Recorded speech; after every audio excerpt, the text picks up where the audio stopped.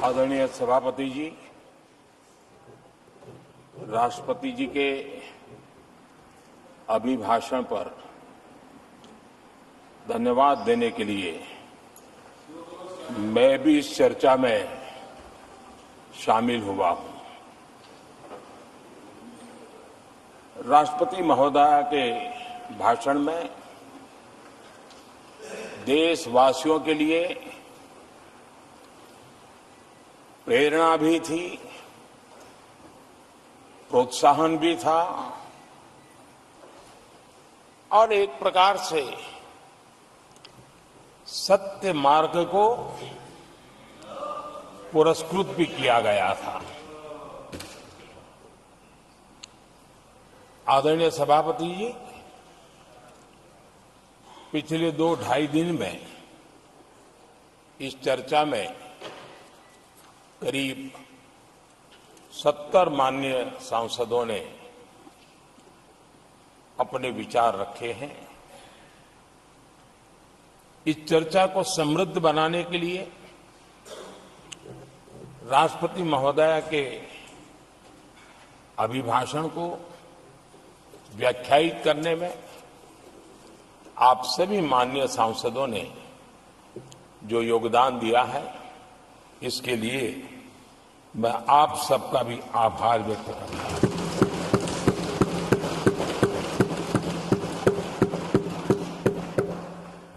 आदरणीय सभापति जी, भारत की आजादी के इतिहास में हमारी संसदीय लोकतांत्रिक यात्रा में बहुत दशकों के बाद देश की जनता ने एक सरकार को तीसरी बार देश की सेवा करने का अवसर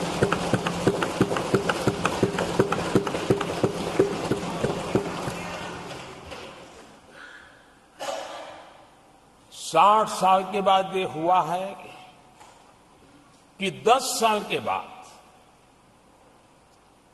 कोई एक सरकार फिर से उसकी वापसी हुई है। और मैं जानता हूं कि भारत के लोकतंत्र की 6 दशक के बाद आई हुई घटना असामान्य घटना है और कुछ लोग जानबूझकर के उससे अपना मुंह फेर करके बैठे रहे। कुछ लोगों को समझ नहीं आया और जिनको समझ आया उन्होंने हो हल्ला उस दिशा में किया कि ताकि देश की जनता की इस विवेक बुद्धि पर, देश की जनता के इस महत्वपूर्ण निर्णय पर कैसे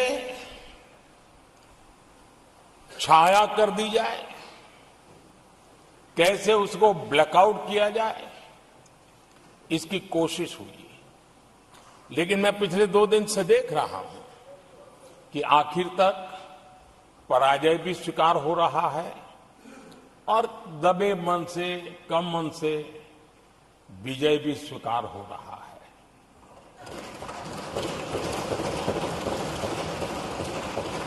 आदरणीय सभापति जी, कांग्रेस के हमारे कुछ साथियों को मैं हृदय से धन्यवाद करना चाहता हूं, क्योंकि नतीजे आए तब से हमारे एक साथी की तरफ से मैं देख रहा था, उनकी पार्टी उनको समर्थन तो नहीं कर रही थी, लेकिन अकेले झंडा लेकर दौड़ रहे थे। और मैं कहता हूं, वो जो कहते थे उनके मुंह में घी शक्कर। और ये मैं क्यों कह रहा हूं? क्योंकि उन्होंने बार बार ढोल पीटा था 1/3 सरकार। इससे बड़ा सत्य क्या हो सकता है कि हमारे 10 साल हुए हैं, 20 और बाकी है, 1/3 हुआ है। तिहाई हुआ है, 2/3 बाकी है। और इसलिए उनकी इस भविष्यवाणी को लिए मैं उनके मुंह में घी सकता हूं।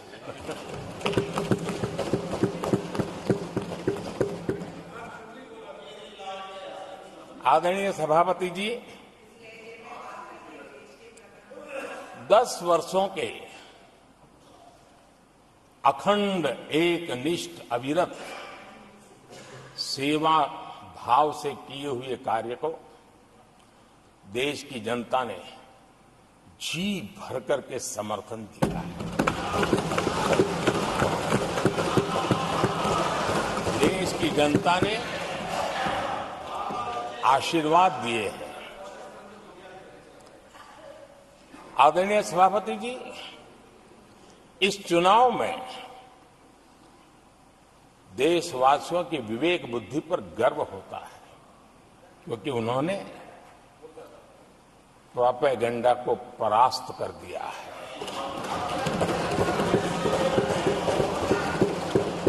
देश की जनता ने परफॉर्मेंस को प्राथमिकता दी है। भ्रम की राजनीति को देशवासियों ने ठुकराया है और भरोसे की राजनीति पर विजय की मोहर लगा।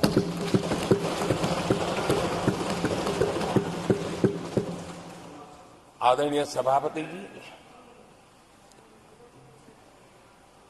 संविधान के 75वें वर्ष में हम प्रवेश कर रहे हैं।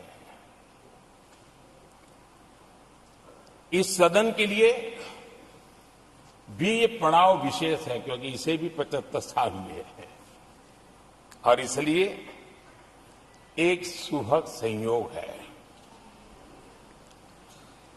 आदरणीय सभापति जी, मेरे जैसे बहुत लोग हैं इस देश के सार्वजनिक जीवन में, जिनके परिवार में कोई गांव का सरपंच भी नहीं रहा है, गांव का प्रधान भी नहीं रहा है, राजनीति से कोई सरोकार नहीं रहा है, लेकिन आज अनेक महत्वपूर्ण पदों पर पहुंच करके देश की सेवा कर रहा है। और उसका कारण बाबा साहब आम्बेडकर ने जो संविधान दिया है, उसने हम जैसे लोगों को अवसर दिया है।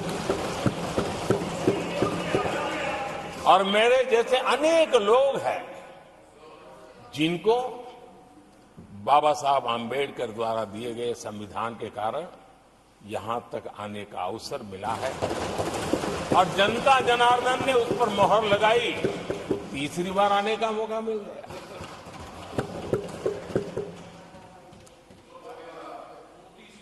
आदरणीय सभापति जी, संविधान हमारे लिए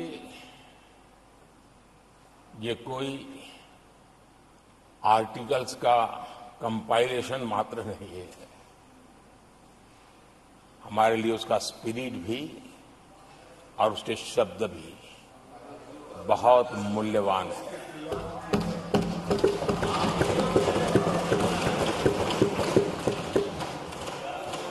और हमारा मानना है कि किसी भी सरकार के लिए, किसी भी सरकार के नीति निर्धारण में, कार्यकलापों में हमारा संविधान लाइट हाउस का काम करता है, दिशा दर्शक का काम करता है, हमारा मार्गदर्शन करता है। आदरणीय सभापति जी, मुझे याद है मैंने जब लोकसभा में हमारी सरकार की तरफ से कहा गया कि हम 26 नवंबर को संविधान दिवस के रूप में मनाएंगे, तो मैं हैरान हूं जो आज संविधान की प्रत लेकर के कूदते रहते हैं, दुनिया में लहराते रहते हैं, उन लोगों ने विरोध किया था 26 जनवरी तो है, तो संविधान दिवस क्यों लाए। और आज संविधान दिवस के माध्यम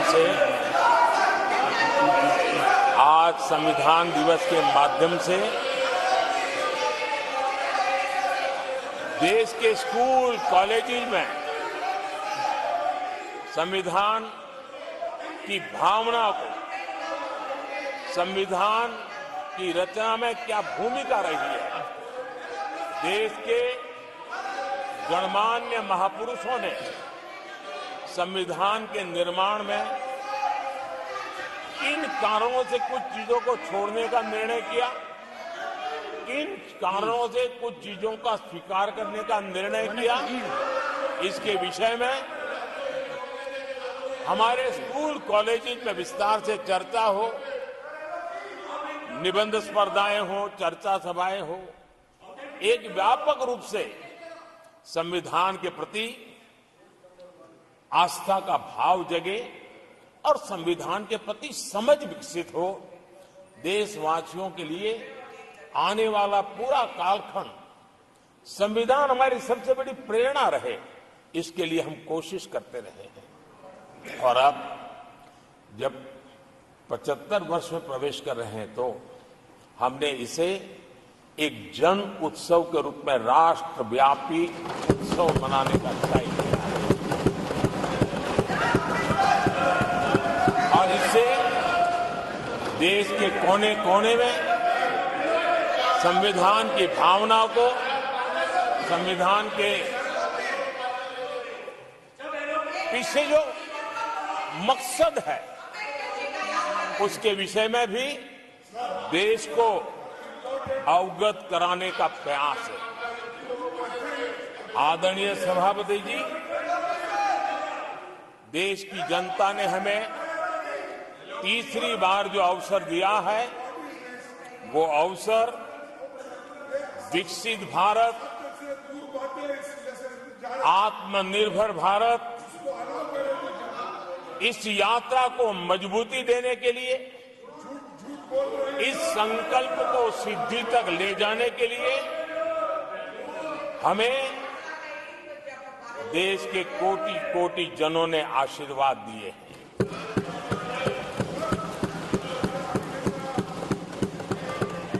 आदरणीय सभापति जी,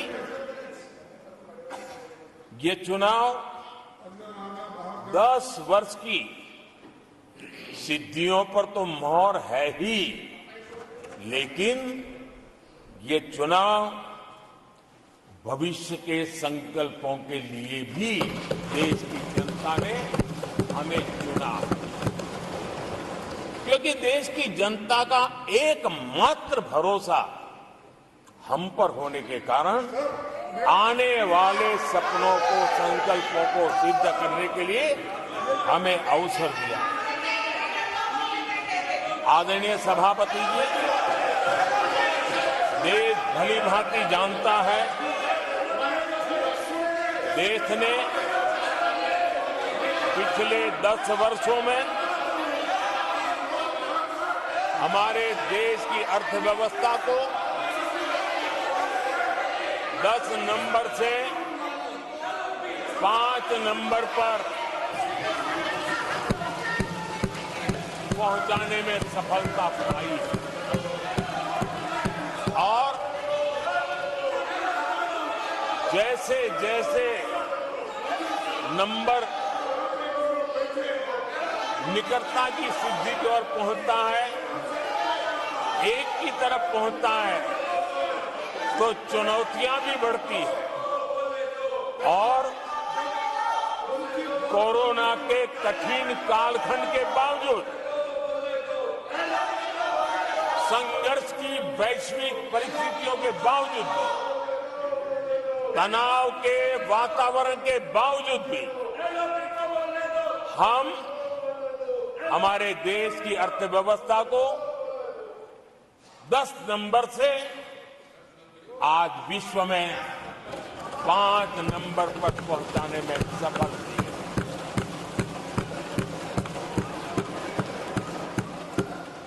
इस बार देश की जनता ने हमें 5 नंबर से 3 नंबर की इकोनॉमी पर पहुंचाने के लिए जनादेश दिया है और मुझे पक्का विश्वास है कि देश की जनता ने हमें जो जनादेश दिया है, हम भारत की अर्थव्यवस्था को विश्व के टॉप 3 में पहुंचा के रहेंगे।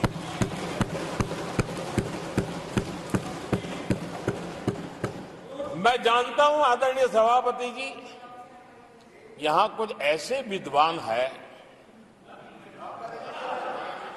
जो ये मानते हैं कि इसमें क्या है, ये तो होने ही वाला है, ये तो अपने आप तीसरे नंबर पे पहुंचने वाली है, ये तो अपने आप हो ही जाएगा, ऐसे विद्वान हैं। अब ये लोग ऐसे हैं जिन्होंने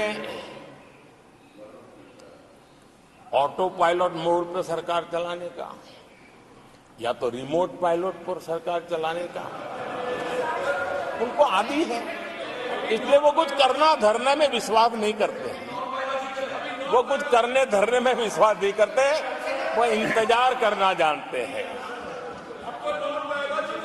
लेकिन हम परिश्रम में कोई कमी नहीं रखेंगे।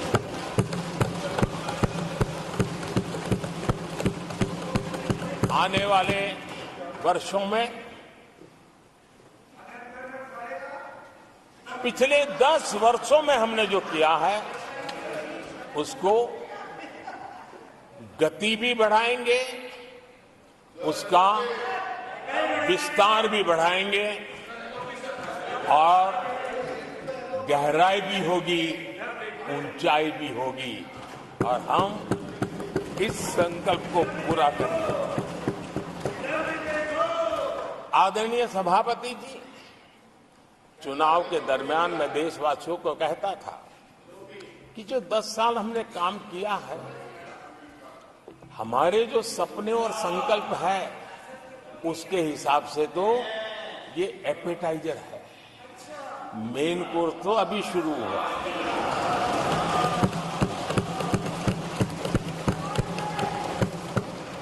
आदरणीय सभापति जी, आने वाले 5 साल मूल सुविधाओं के सैचुरेशन के और हम एक सामान्य नागरिक की जो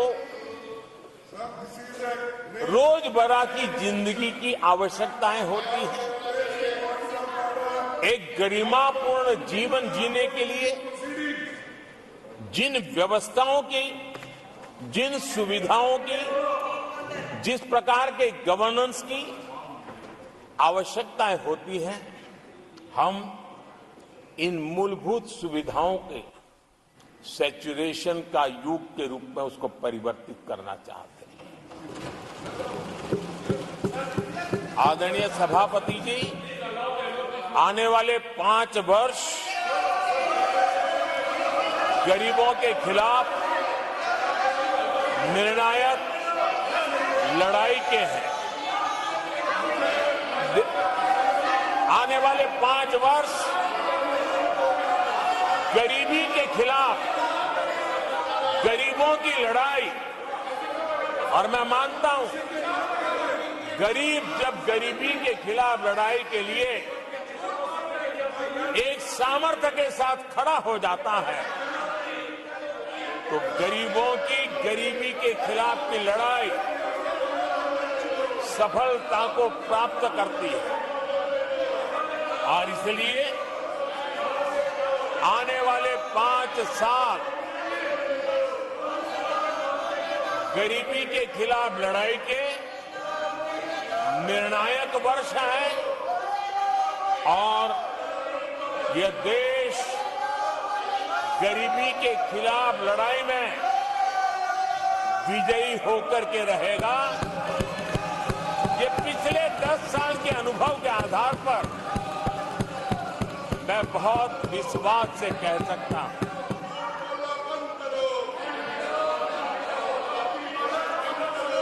आदरणीय सभापति जी, जब देश दुनिया की तीसरी बड़ी इकोनॉमी बनेगा तो इसका लाभ, इसका प्रभाव जीवन के हर क्षेत्र पर पड़ने वाला है। विकास के विस्तार के अनेक अवसर उपलब्ध होने वाले हैं और इसलिए जब हम दुनिया की तीसरे नंबर की इकोनॉमी बनेंगे तब भारत के हर स्तर पर सकारात्मक प्रभाव तो होगा, लेकिन वैश्विक परिवेश में अभूतपूर्व प्रभाव पैदा होने वाला है।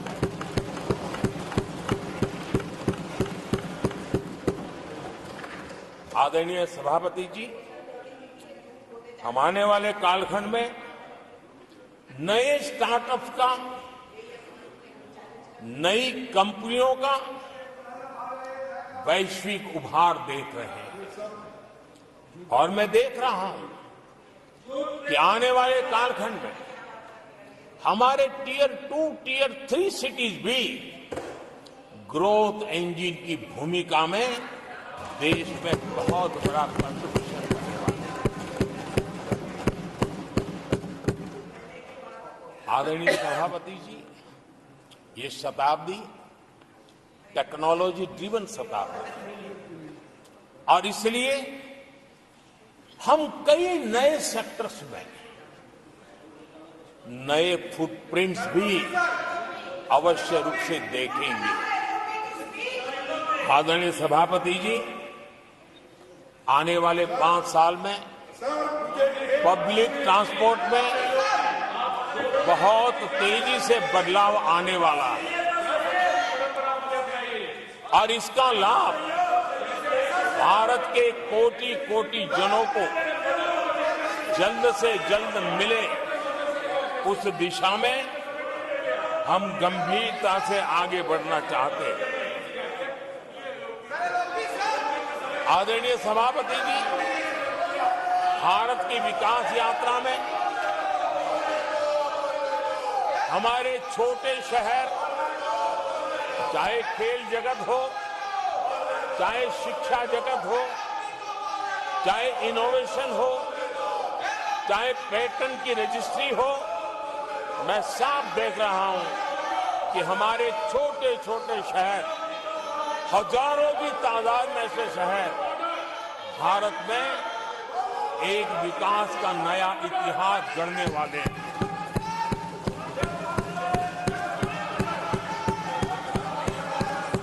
आदरणीय सभापति जी, मैंने पहले भी कहा है कि भारत के विकास यात्रा में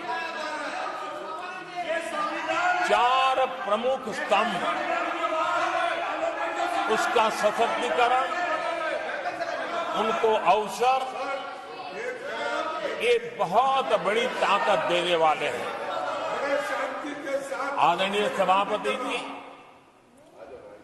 हमारे देश के किसान, हमारे देश के गरीब, हमारे देश के युवा और हमारे देश की नारी शक्ति, आदरणीय सभापति जी,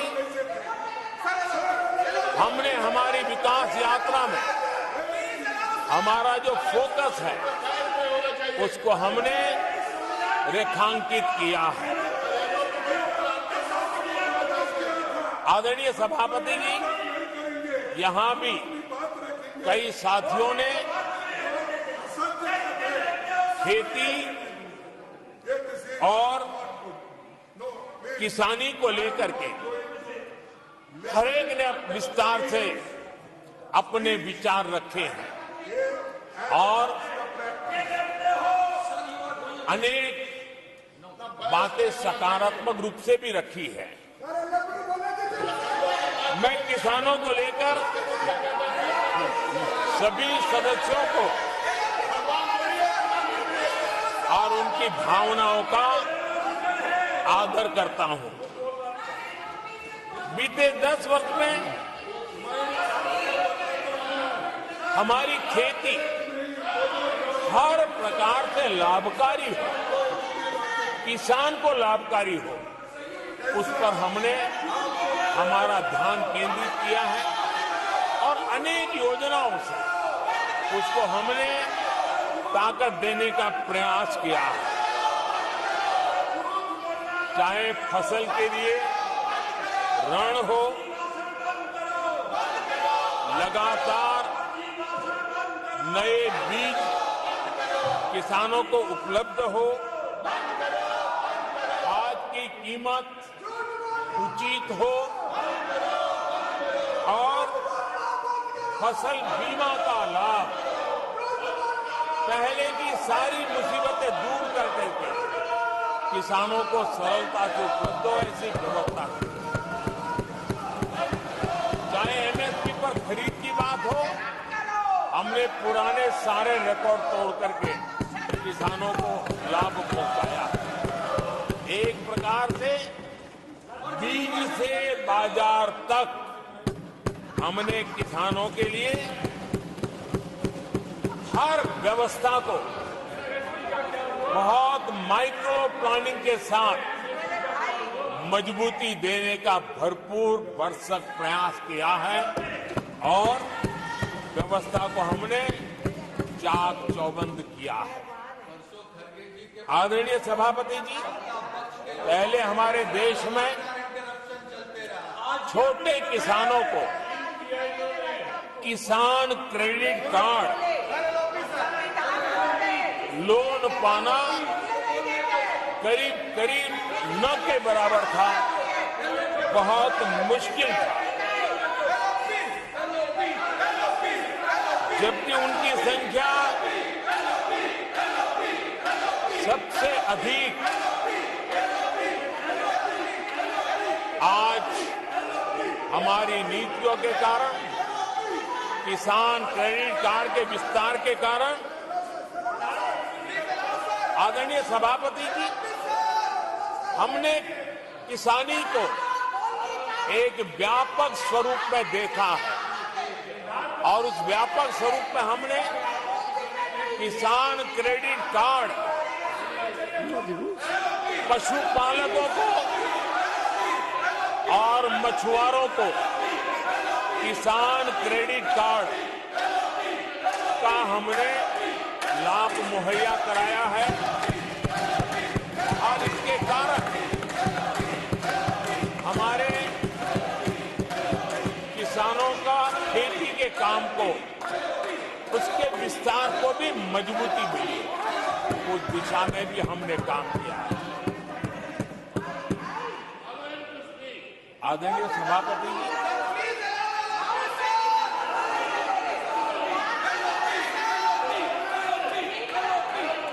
कांग्रेस के कार्यकाल में 10 साल में एक बार किसानों की कर्ज माफी की बहुत डोल पीटे गए और एक बढ़ चढ़ करके बातें बता करके किसानों को गुमराह करने का भरसक प्रयास किया गया था।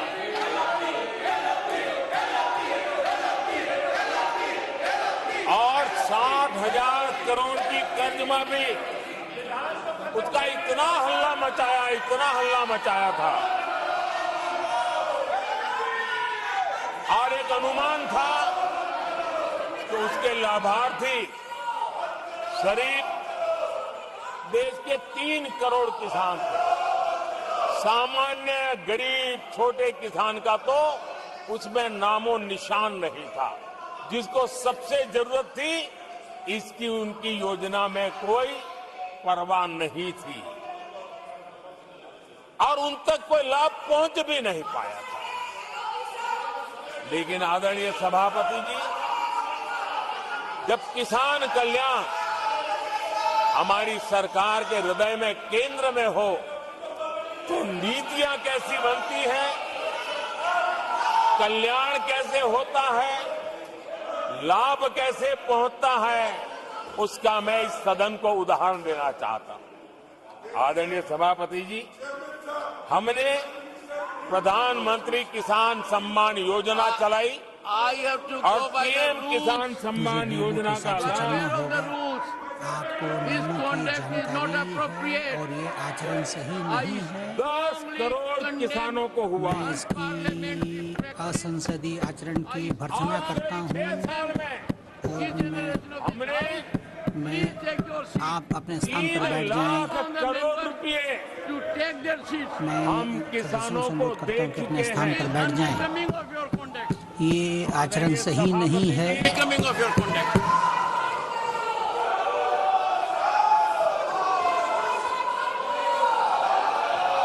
आदरणीय सभापति जी, देश देख रहा है, झूठ फैलाने वालों की सत्य सुनने की ताकत भी नहीं होती।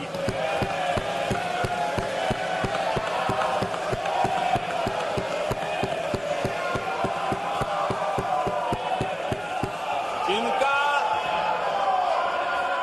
सत्य से मुकाबला करना, इसके लिए जिनके हौसले नहीं है, वो बैठ करके इतनी चर्चा के बाद उन्होंने उठाए हुए सवालों के जवाब भी सुनने की हिम्मत नहीं है। इन्होंने ये अपर हाउस को अपमानित कर रहे हैं। इस अपर हाउस की महान परंपरा को अपमानित कर रहे हैं। आदरणीय सभापति जी, देश की जनता ने हर प्रकार से उनको इतना पराजित कर दिया है कि अब उनके पास गली मोहल्ले में चीखने के सिवाय कुछ बचा नहीं। नारेबाजी, हो हल्ला और मैदान छोड़ के भाग जाना, यही उनके नसीब में लिखा हुआ। माननीय सदस्यगण, अत्यंत दर्दनाक, पीड़ादायक, अमर्यादित आचरण से देखकर मैं हूं। शासन तीसरे निरंतर लगातार काल में है। 6 दशक के बाद मैंने चर्चा की और मैंने अनुरोध किया कि प्रतिपक्ष के नेता को बिना बेरोक टोक बोलने का सुअवसर दिया। आज वो सदन छोड़कर नहीं गए हैं, मर्यादा छोड़कर गए हैं। आज उन्होंने मुझे पीठ नहीं दिखाई है, भारत के संविधान को पीठ दिखाई है। आज उन्होंने मेरा अनादर और आपका अनादर नहीं किया है, उस शपथ का अनादर किया है जो संविधान के तहत ली है। भारत के संविधान की इससे बड़ी अपमानित बात नहीं हो सकती। ऐसा कैसे हो सकता है? House of elders, the upper house, हमें देश का मार्गदर्शन करना है। मैं उनके आचरण की भर्त्सना करता हूं। देश के 140 करोड़ लोग इसे हाथ होंगे। सदन का मतलब है सत्ता पक्ष की बात सुनो जब आपने अपनी पूरी बात कह दी। माननीय सदस्यगण, आप सब जानते हैं कल देर रात तक चर्चा रखी गई, हर सदस्य को मौका दिया गया। It is an occasion challenge Indian constitution. उन्होंने भारत के संविधान को दे चुनौती दी। आउटरेज्ड उन्होंने the spirit of Indian constitution, Bharat के संविधान की भावना को आहत किया है। The oath they have undertaken, जो शपथ ली थी मैं इस कुर्सी उसकी पर भी अवमानना बैठकर की इतना है। दुखी हूं कि भारत के संविधान का इतना बड़ा अपमान, इतना बड़ा मजाक भारत का संविधान हाथ में रखने की किताब नहीं है, जीने की किताब है। मैं आशा करता हूं कि वो आत्मचिंतन करेंगे, मंथन करेंगे, अपने दिल को टटोलेंगे और कर्तव्य पर आएंगे। माननीय प्रधानमंत्री जी,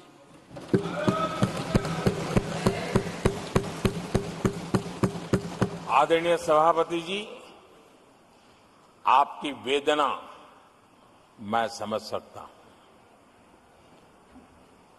140 करोड़ देशवासियों ने जो निर्णय दिया है, जो जनादेश दिया है, इसे ये पचा नहीं पा रहे हैं और कल उनकी सारी हरकतें फेल हो गई। तो आज उनका वो लड़ाई लड़ने का भी हौसला नहीं था और इसलिए वो मैदान छोड़ करके भाग गए हैं। आदरणीय सभापति जी, मैं तो कर्तव्य से बंधा हुआ हूं और न ही मैं यहां कोई डिबेट पे स्कोर करने के लिए आया हूं। मैं तो देश का सेवक हूं, देशवासियों को मेरा हिसाब देना है, देश की जनता को मेरे पल पल का हिसाब देना, मैं उसे अपना कर्तव्य मानता हूं।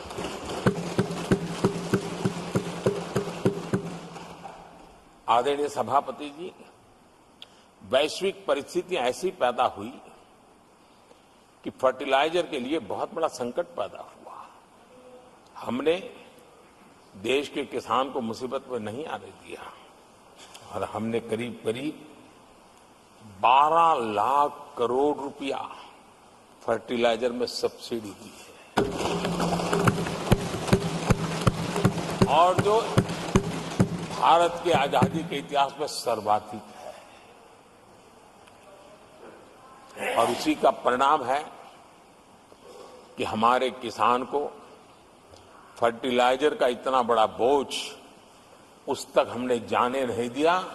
सरकार ने अपने कंधे पर उसको उठा लिया है। आदरणीय सभापति जी, हमने एमएसपी में भी रिकॉर्ड बढ़ोतरी की है। इतना ही नहीं, खरीद के भी नए रिकॉर्ड बनाए हैं। पहले एमएसपी की घोषणा होती थी, लेकिन किसानों से कुछ भी लिया नहीं जाता था, बातें बताई जाती थी। पहले की तुलना में अनेक गुना ज्यादा खरीदी कर करके हमने किसानों को सामर्थ्यवान बनाने का प्रयास किया।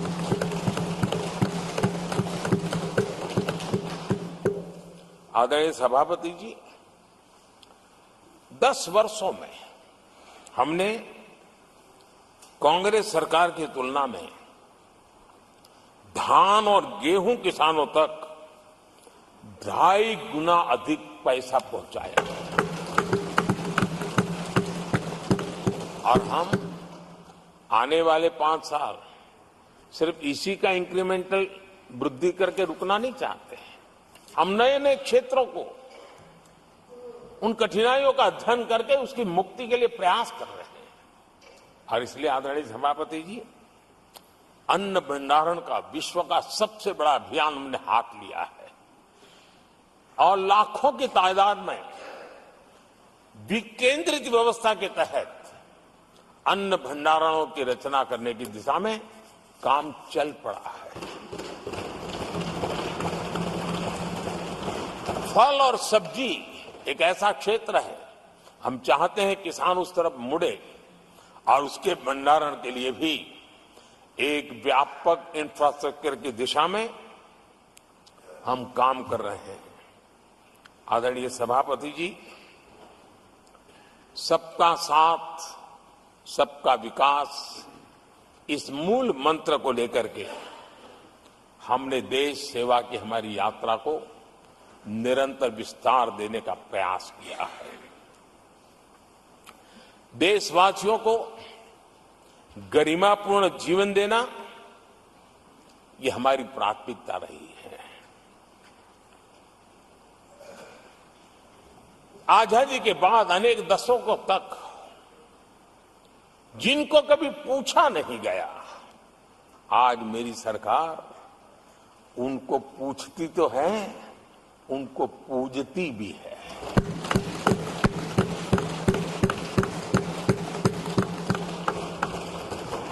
हमारे दिव्यांग भाई बहनों के साथ हमने मिशन मोड में उनकी कठिनाइयों को समझ करके माइक्रो लेवल पर उसको एड्रेस करने का प्रयास किया है और व्यवस्थाएं विकसित करने का प्रयास किया है ताकि वे गरिमापूर्ण जीवन जी सकें और कम से कम किसी का सहारा उनको लेना पड़े, इस दिशा में हमने काम किया है। आदरणीय सभापति जी, हमारे समाज में किसी न किसी कारणवश एक उपेक्षित वर्ग, यानी एक प्रकार से समाज में बार बार हरदूत होने वाला वर्ग, वो ट्रांसजेंडर वर्ग है। हमारी सरकार ने ट्रांसजेंडर साथियों के लिए कानून बनाने का काम किया है और जब पश्चिम की दुनिया के लोग ये सुनते हैं तो उनको भी गर्व होता है, जब भारत इतना प्रोग्रेसिव है, भारत की तरफ बड़े गर्व की नजर से देखा जाता है। हमने उनको मुख्य धारा में लाने का प्रयास शुरू किया है। आपने देखा होगा पद्मा अवार्ड में भी ट्रांसजेंडर को अवसर देने में हमारी सरकार आगे आई है। आदरणीय सभापति जी, हमारे गुमंत जनजातीय समुदाय, हमारे गुमंत साथी, हमारे बंजारा परिवार, उनके लिए एक अलग कल्याण बोर्ड बनाया है ताकि उनकी आवश्यकताओं को हम एड्रेस कर सकें और उनको भी एक स्थायी, सुरक्षित और संभावनाओं वाला जीवन प्राप्त हो, उस दिशा में हम काम कर रहे हैं। आदरणीय सभापति जी, हम एक शब्द लगातार सुनते आए हैं, पीबीटीजी, पीबीटीजी, पीबीटीजी। हमारे जनजातीय समूह में ये सबसे पीछे रहा हुआ और आजादी के इतने सालों के बाद भी जिन्होंने उनको निकट से देखा होगा, पता चलता है कि कैसी हालत में जीते हैं। उनकी तरफ किसी ने नहीं देखा।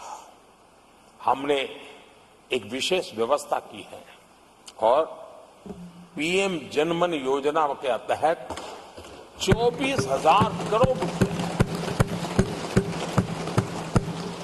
ये समुदाय बिखरा हुआ है, छोटी संख्या में है, वोट की उनकी ताकत नहीं है और यहां देश की परंपरा है जिसकी वोट की ताकत है उसी की चिंता करना, लेकिन समाज के ऐसे अति पिछड़े लोगों की कोई चिंता नहीं करता था। हमने वो चिंता की है क्योंकि हम वोट की राजनीति नहीं करते हैं, हम विकास की राजनीति कर रहे हैं। आदरणीय सभापति जी, हमारे देश में पारंपरिक पारिवारिक कौशल्य भारत की विकास यात्रा का और व्यवस्था का एक अंग रहा है। जो हमारा विश्वकर्मा समूह है, जिनके पास परंपरागत से हुनर है और जो समाज की आवश्यकताओं को पूरी करता है, लेकिन उनको कभी एड्रेस नहीं किया गया। हमने करीब करीब 13,000 करोड़ रुपए की योजना से विश्वकर्मा समुदाय को आधुनिकता की तरफ ले जाना, उनके अंदर प्रोफेशनलिज्म आई। आदरणीय सभापति जी, गरीबों के नाम पर बैंकों का राष्ट्रीयकरण तो कर दिया गया था, लेकिन मेरे रेहड़ी पटरी वालों को कभी बैंक के दरवाजे तक देखने की हिम्मत नहीं होती थी, हालत थी। पहली बार देश में पीएम स्वनिधि योजना के तहत रेहड़ी पटरी वालों की चिंता की गई है और आज वो ब्याज के कुचक्र से बाहर आकर के अपने परिश्रम से और ईमानदारी से जो रेहड़ी पटरी वालों को बैंकों से लोन मिले हैं, वे लगातार, बैंक वाले भी खुश हैं, लेने वाले भी खुश हैं और जो कल फुटपाथ पर रेहड़ी बैठता था, आज एक छोटी दुकान दिशा में बनाने की दिशा में आगे बढ़ रहा है। जो पहले खुद मजदूरी करता था, आज एक आध दो को रोजगार देने की दिशा में काम कर रहा है। और यही कारण है कि गरीब हो, दलित हो, पिछड़े हो, आदिवासी हो, महिला हो, उन्होंने हमारा भारी समर्थन किया है। आदरणीय सभापति जी, हम विमेन लेड डेवलपमेंट की बात करते हैं। दुनिया के प्रगतिशील देशों के लिए भी विमेन डेवलपमेंट तो बहुत स्वाभाविक स्वीकार करते हैं, लेकिन विमेन लेड डेवलपमेंट की बात करते हैं तो उनके भी उत्साह में थोड़ी कमी नजर आती है। ऐसे समय भारत ने नारा नहीं, निष्ठा के साथ विमेन लेड डेवलपमेंट की ओर कदम बढ़ाए और महिला सशक्तिकरण का लाभ आज दिख रहा है, हर क्षेत्र में दिख रहा है और भारत की विकास यात्रा में वो कंट्रीब्यूट कर रहा है। मैं आदरणीय सांसद सुधा मूर्ति जी का आभार व्यक्त करता हूं कि कल उन्होंने चर्चा में महिलाओं के आरोग्य के विषय पर बल दिया था और उसका महात्म्य क्या है, उसकी आवश्यकता क्या है, उस पर बड़े विस्तार से उन्होंने कहा था। और उन्होंने एक बात ये भी बड़ी इमोशनल बताई थी कि मां अगर चली गई तो उसका कोई उपाय नहीं होता, फिर नहीं मिल सकती। ये भी बड़ी भावात्मक बात उन्होंने बताया था। विमेन हेल्थ, सैनिटेशन, वेलनेस पर हमने 10 वर्षों में एक प्रायोरिटी सेक्टर के लिए आपने काम किया है। आदरणीय सभापति जी, टॉयलेट हो, सैनिटरी पैड्स हो, गैस कनेक्शन हो, प्रेगनेंसी के दौरान वैक्सीनेशन की व्यवस्था हो और इसका फायदा हमारे देश की माताओं बहनों को मिला है। आदरणीय सभापति जी, आरोग्य के साथ साथ महिलाएं आत्मनिर्भर बने, उस दिशा में भी हम लगातार काम कर रहे हैं। बीते वर्षों में हमने जो 4 करोड़ घर बनाए हैं, उसमें से ज्यादातर घर हमने महिलाओं के नाम पर रखे। बैंकों में खाते खुलने से,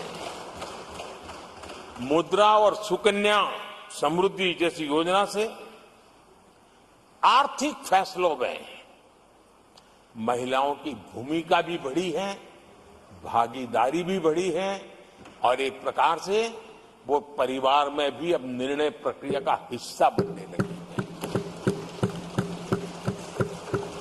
आदरणीय सभापति जी, विमेन सेल्फ हेल्प ग्रुप्स, उससे जुड़ी 10 करोड़ बहनें, उनका आत्मविश्वास तो बढ़ा ही बढ़ा है, उनकी आय भी बढ़ी है।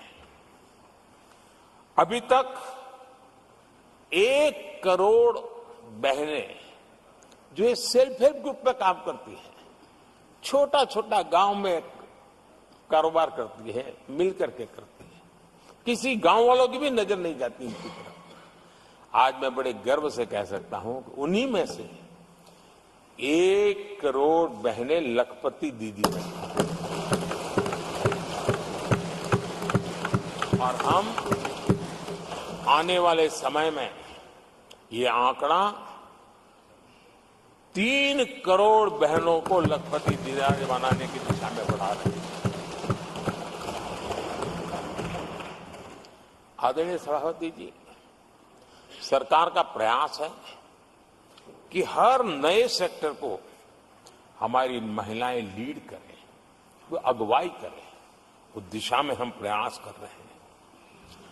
नई टेक्नोलॉजी आती है, लेकिन महिलाओं के नसीब बहुत बहुत आखिर में आती है।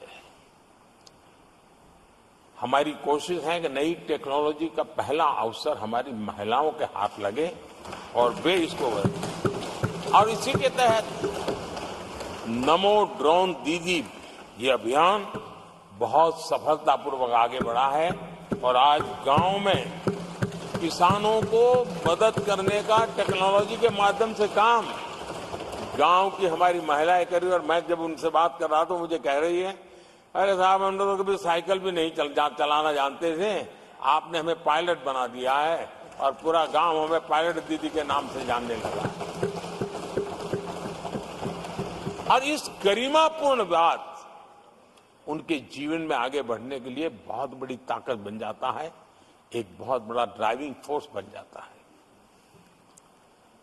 आदरणीय सभापति जी, देश का दुर्भाग्य है कि ऐसे संवेदनशील मामलों में भी राजनीति जब होती है तब देशवासियों को, विशेषकर महिलाओं को अकल्प पीड़ा होती है। ये जो महिलाओं के साथ होते अत्याचार में विपक्ष का जो सिलेक्टिव रवैया है, ये सिलेक्टिव रवैया बहुत ही चिंताजनक है। आदरणीय सभापति जी, मैं आपके माध्यम से देश को बताना चाहता हूं, मैं किसी राज्य के खिलाफ नहीं बोल रहा हूं, न ही मैं कोई राजनीतिक स्कोर करने के लिए बोल रहा हूं, लेकिन कुछ समय पहले मैंने बंगाल से आई कुछ तस्वीरों को सोशल मीडिया पे वीडियो देखा। एक महिला को वहां सरेआम सड़क पर पीटा जा रहा है। वो बहन चीख रही है, लेकिन वहां खड़े हुए कोई उसकी मदद के लिए नहीं आ रहा है, वीडियो बनाने में लगे हुए हैं। और जो घटना संदेश खली में हुई, जिसकी तस्वीरें रोंगटे खड़े करने वाली है, लेकिन बड़े बड़े दिग्गज मैं सुन रहा हूं कल से, इसके लिए पीड़ा उनके शब्दों में भी नहीं झलक रही है। इससे बड़ा शर्मिंदगी का दुखद चित्र क्या हो सकता है? और जो अपने आप को बहुत बड़े प्रगतिशील नारी नेता मानते हैं, वो भी मुंह पे ताले लगा करके बैठ गए, क्योंकि संबंध उनके राजनीतिक जीवन से जुड़े किसी दल से या उस राज्य से है। और इसलिए आप महिलाओं पर हो रही पीड़ा को चुपचाप हो जाए। आदरणीय सभापति जी, मैं समझता हूं कि जिस प्रकार से दिग्गज लोग भी ऐसी बातों को नजरअंदाज करते हैं, तब देश को तो पीड़ा होती है, हमारी माताओं बहनों को ज्यादा पीड़ा होती है। आदरणीय सभापति जी, राजनीति इतनी सिलेक्टिव हो और जहां उनकी राजनीति को अनुकूल नहीं होता है तो उनको साफ सूंघ जाता है, ये बहुत चिंता का विषय है। आदरणीय सभापति जी, भारत की जनता ने तीसरी बार पूर्ण बहुमत की स्थिर सरकार चुनकर देश में तो स्थिरता और निरंतरता को तो आदेश दिया ही है, लेकिन इस चुनाव के नतीजों ने विश्व को आश्वस्त किया है। आदरणीय सभापति जी,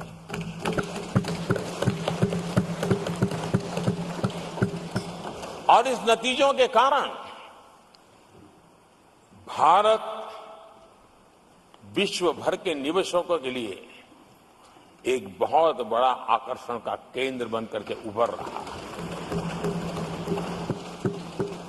इफ्स और बट्स का समय पूरा हो चुका और भारत में विदेश का निवेश भारत के नौजवानों के लिए रोजगार के नए अवसर लेके आता है। भारत के युवाओं की टैलेंट को विश्व के मंच पर ले जाने का एक अवसर बन जाता है। आदरणीय सभापति जी, honourable prime minister, honourable members, प्रधानमंत्री जी, the reply to the discussion on the motion of thanks on the president's address is underway. If the House agrees, जारी है। the lunch hour may be dispensed with to conclude the discussion. Do I have the leave of the House to dispense with the lunch hour today? क्या सबकी सहमति है? Honourable prime minister, माननीय प्रधानमंत्री जी, आपने मुझे भी एक मौका दिया है जो मेरे से पहले एक चेयरमैन को ही मिला है, to listen to the prime minister कि वे प्रधानमंत्री जी को सुने तीसरी बार जब वो राष्ट्रपति के अभिभाषण पर उत्तर दे रहे हैं। और आपसे इंस्पिरेशन लेकर आप देखिए, टेबल के ऊपर हमने पुरुषों का 1/3 रिजर्वेशन कर दिया है। ऑनरेबल प्राइम मिनिस्टर, आदरणीय सभापति जी, वैश्विक अर्थव्यवस्थाओं में संतुलन जो चाहते हैं, उनका भारत का ये विजय उनके लिए एक बहुत बड़ी नई आशा लेकर के आया है। आज विश्व पारदर्शिता पर भरोसा करती है और भारत उसके लिए एक बहुत ही श्रेष्ठ भूमि के रूप में उभर रहा है। आदरणीय सभापति जी, इस चुनाव नतीजों से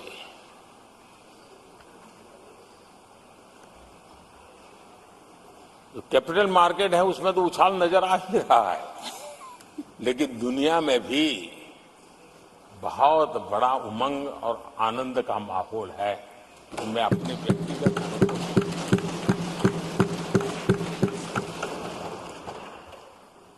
लेकिन इस बीच हमारे कांग्रेस के लोग भी खुशी में मगन है।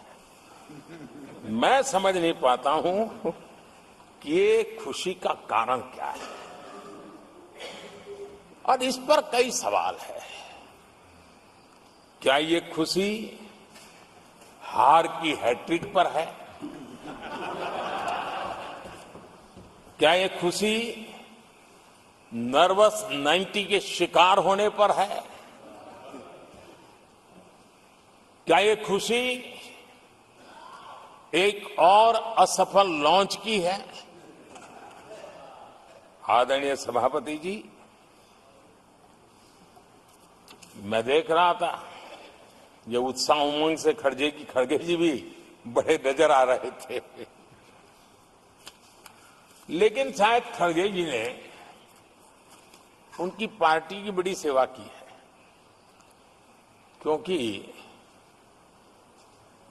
जो ये पराजय का ठिकरा जिन पर फूटना चाहिए था, उनको उन्होंने बचा लिया और खुद दीवार भर के खड़े हो गए।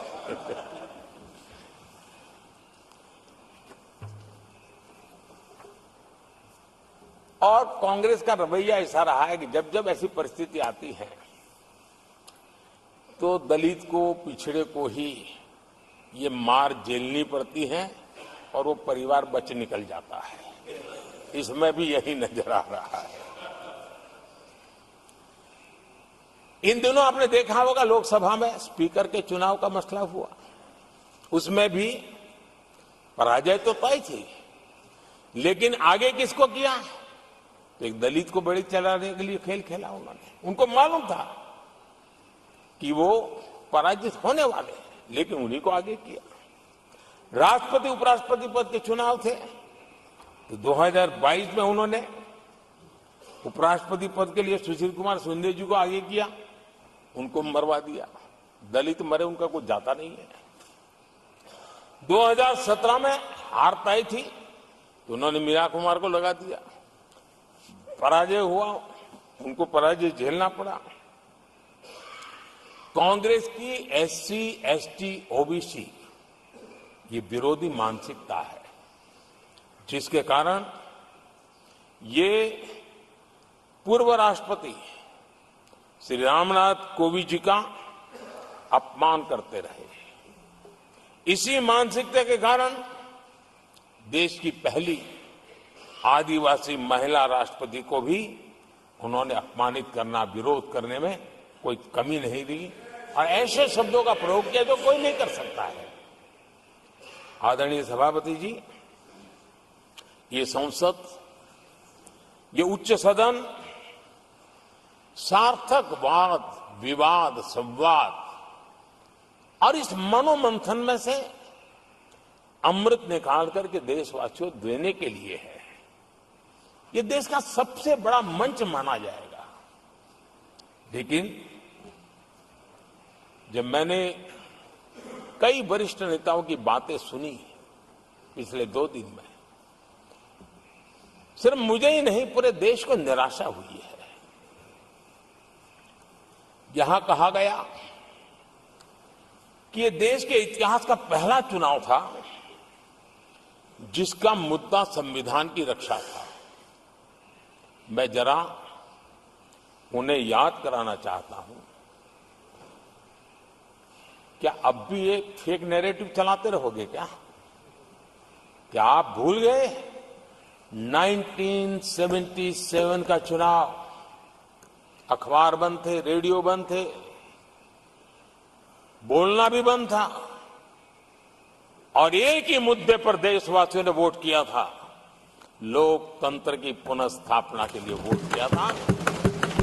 संविधान की रक्षा के लिए पूरे विश्व में इससे बड़ा कोई चुनाव नहीं हुआ है और भारत के लोगों की रगों में लोकतंत्र किस प्रकार से जीवित है वो 1977 के चुनाव ने दिखा दिया।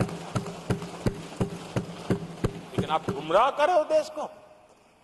मैं मानता हूं कि संविधान की रक्षा का वो सबसे बड़ा चुनाव था और उस समय देश की विवेक बुद्धि ने संविधान की रक्षा के लिए उस समय सत्ता पर बैठे हुए लोगों को उखाड़ करके फेंक दिया था।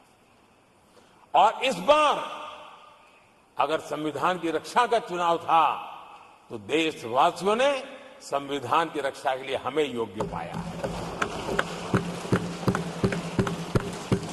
संविधान की रक्षा के लिए देशवासियों को हम पर भरोसा है कि हां, अगर संविधान की रक्षा कोई कर सकता है तो यही लोग कर सकते हैं और देशवासियों ने हमें जनादेश दिया है। आदरणीय सभापति जी,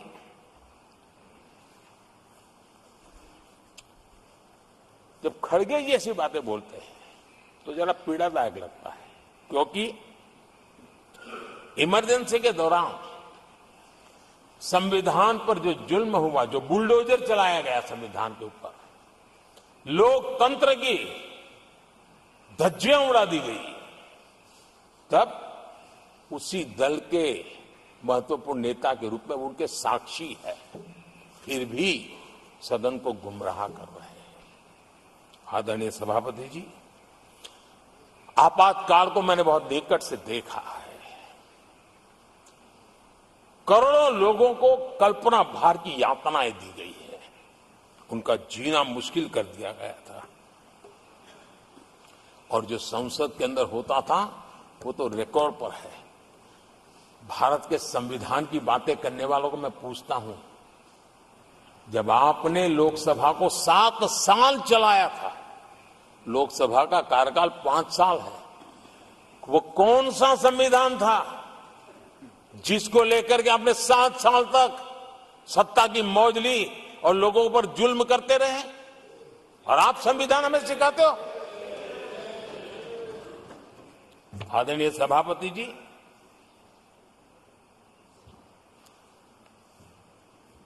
दर्जनों आर्टिकल्स पर, यानी संविधान की आत्मा को छिन्न विच्छिन्न करने का पाप इन्हीं लोगों ने उस कालखंड में किया था। 38वां, 39वां और 42वां संविधान संशोधन, और उस संशोधन में यानी मिनी कॉन्स्टिट्यूशन, यानी मिनी कॉन्स्टिट्यूशन के रूप में कहा जाता था। ये सब क्या था? आपके मुंह में संविधान की रक्षा शब्द शोभा नहीं देता है। ये पाप कर करके आप बैठे हुए लोग हो। इमरजेंसी में पिछली सरकार में 10 साल ये कैबिनेट में थे खड़गे जी, क्या हुआ था? प्रधानमंत्री संवैधानिक पद है, प्रधानमंत्री के पद के ऊपर एनएसी बैठ जाना, ये कौन से संविधान में से लाए थे व्यवस्था? किस संविधान में से बनाया था आप लोगों ने? आपने देश के प्रधानमंत्री पद की गरिमा को चकनाचूर कर दिया था और रिमोट पायलट बनकर के आप उसके माथे पर बैठ गए थे। कौन सा संविधान आपको अनुमति देता है?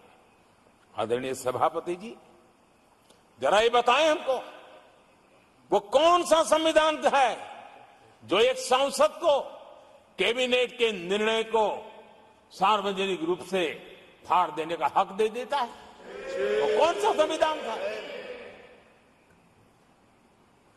किस हैसियत से बना गया था? आदरणीय सभापति जी, हमारे देश में लिखित रूप में प्रोटोकॉल की व्यवस्था है। राष्ट्रपति, उपराष्ट्रपति, प्रधानमंत्री, स्पीकर सब कैसे कहां होते हैं? कोई मुझे बताएं कि संविधान की मर्यादाओं को तार तार करके प्रोटोकॉल में एक परिवार को प्राथमिकता कैसे दी जाती थी? कौन सा संविधान था? संवैधानिक पदों पर बैठे हुए लोगों बाद में, एक परिवार के लोग पहले। कौन से संविधान की मर्यादा रखी थी आपने? और आज संविधान की बातें करते हैं, संविधान लहराते हैं, जय संविधान कहते हैं। अरे आप लोग तो India is Indira, Indira is India के नारे लगा करके जिए हो। आपको संविधान की कोई आदर भाव कभी व्यक्त कर नहीं पाए हो। आदरणीय सभापति जी, मैं बहुत गंभीरता से कह रहा हूं कि देश में कांग्रेस संविधान की सबसे बड़ी विरोधी है। उसके जहन में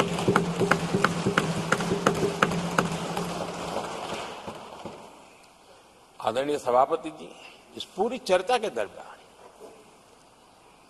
उनको 200-500 साल की बातें करने का तो हक है, लेकिन इमरजेंसी की बात के लिए तो वो तो बहुत पुराना हो गया। क्या आपके पाप पुराने हो जाते हैं तो खत्म हो जाते हैं क्या?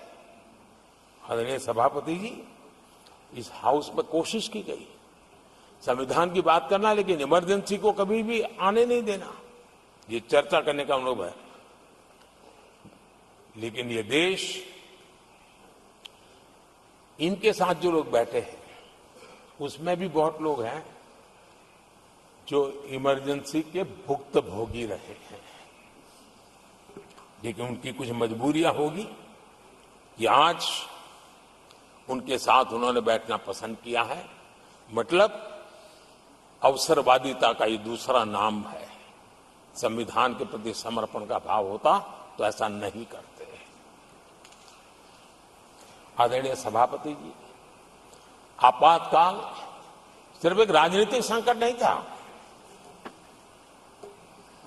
लोकतंत्र संविधान के साथ साथ ये बहुत बड़ा मानवीय संकट भी था। अनेक लोगों को टॉर्चर किया गया था, अनेक लोग जेल में मृत्यु को शरण हुए थे। जयप्रकाश नारायण जी की स्थिति इतनी खराब हुई कि बाहर आकर के वो कभी ठीक नहीं हो पाए। ये हाल उन्होंने कर दिया था। और प्रताड़ना सिर्फ राजनेताओं की नहीं, आम आदमी को भी नहीं छोड़ा गया था, सामान्य आदमी को भी। और इनका इतने सारे जुल्म, उसमें इनके लोग भी थे अंदर, उनके साथ भी ये जुल्म हुआ। लेकिन आज भूल, आदरणीय सभापति, वो दिन ऐसे थे कि जो कुछ लोग घर से निकले कभी घर लौट करके वापिस नहीं आए और पता तक नहीं चला कि उनका शरीर कहां गया। यहां तक की घटनाएं घटी थी। आदरणीय सभापति जी, ये बहुत सी पार्टियां जो उनके साथ बैठी हैं, वो अल्पसंख्यकों की आवाज होने का जरा दावा करते और बड़े ज्यादा चिल्ला करके बोलते हैं। क्या कोई मुजफ्फरनगर और तुर्कमान गेट, वहां अल्पसंख्यकों के साथ इमरजेंसी में क्या हुआ था, जरा याद करने की हिम्मत करते हैं क्या? बोलने की हिम्मत करते हैं क्या? आदरणीय सभापति जी, और ये कांग्रेस को क्लीन चिट दे रहे हैं। कैसे देश उनको माफ करेगा? ये शर्मनाक है कि ऐसी तानाशाही को भी आज सही कहने वाले लोग हाथ में संविधान की प्रत लेकर के अपने काले कारनामों को छुपाने की कोशिश कर रहे हैं।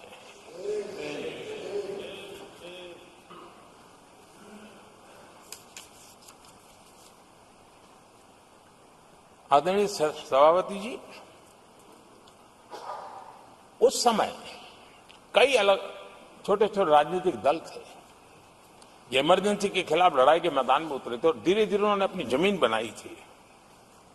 आज वो कांग्रेस का सहयोग कर रहे हैं और मैंने कल लोकसभा में कहा था, अब कांग्रेस का परजीवी युग शुरू हुआ है। ये परजीवी कांग्रेस है,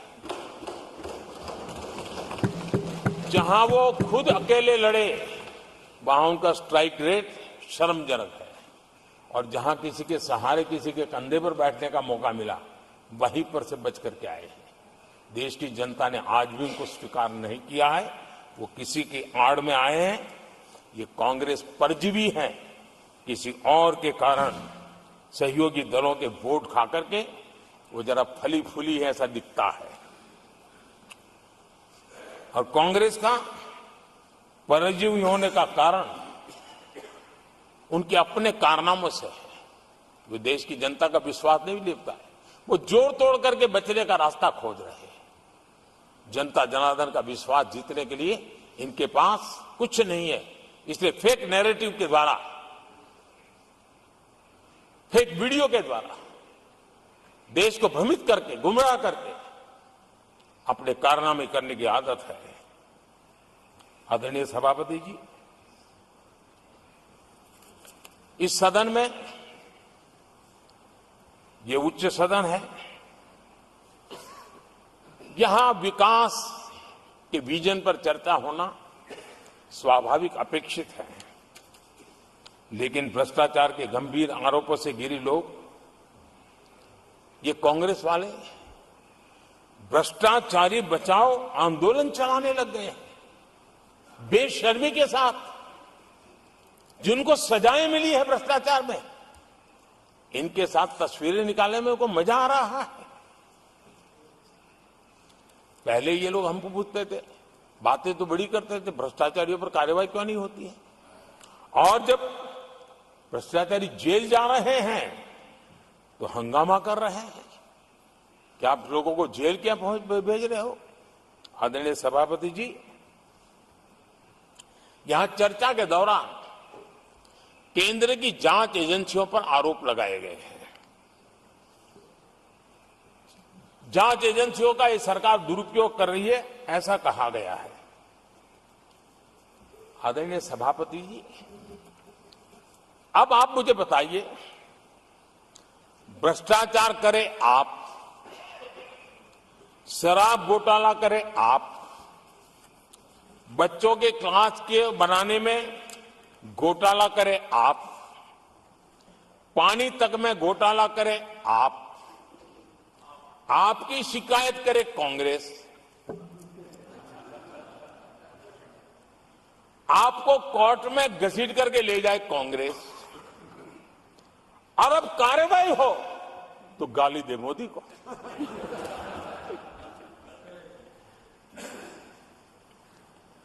और अब आपस में जरा साथी बन गए हैं लोग।